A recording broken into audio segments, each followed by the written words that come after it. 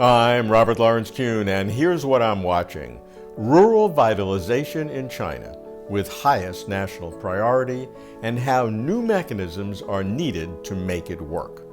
China cannot claim to attain basic socialist modernization, the country's goal for 2035, if farmers, agriculture, and rural areas remain relatively weak. The challenge of rural vitalization is not only to improve traditional ways of working, but also to find novel, new ways of working. The first principle of rural vitalization is to focus on agriculture. Traditionally, many farmers have not been confident about their futures, as agricultural income has been very low.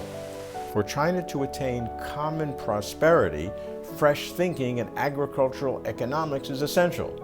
And two key mechanisms are advancing science and technology and enabling large enterprises to partner with local villages.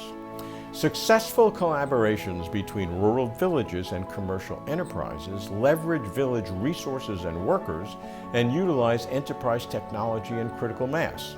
This requires village leadership to attract enterprises, which are motivated by profit, and requires enterprises to attract village leaders who are motivated by bolstering the long-term development of their villages. A process accelerator is training local officials to be professional managers, which catalyzes the modernization of both local industries and rural governance. The Chinese government is constructing a comprehensive but ongoing plan for rural vitalization. Here are just 3 of some 24 policy initiatives. 1. Cultivate a group of one village, one product demonstration villages with small and special products, sophisticated and beautiful formats, and integrated layout, forming a development pattern of multiple villages connected together. 2. Focus on seeds for agricultural modernization. Protect, develop, and utilize germplasm resources for crops, livestock, poultry, and fish. Provide long-term stable support for genetic improvement and breeding research. 3. Build the entire agricultural industry chain in multiple sectors with distinct characteristics, close connections, rich business types, value-added efficiency, and active entrepreneurship. Optimize advantageous resources of the village and keep the main body of the industry chain in the county seat, while enabling farmers to share more of the value-added income of the industry.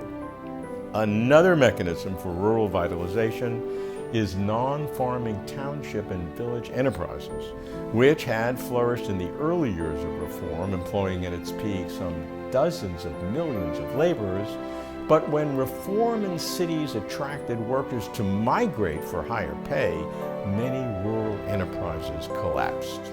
But times change, and rural enterprises, non-farming and farming, are making a comeback. Some are joint ventures with commercial companies.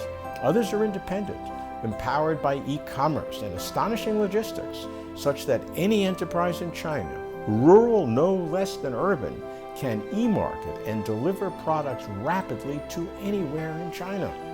While the goals of rural vitalization are not new, the ways of working are new. I'm Robert Lawrence Kuhn.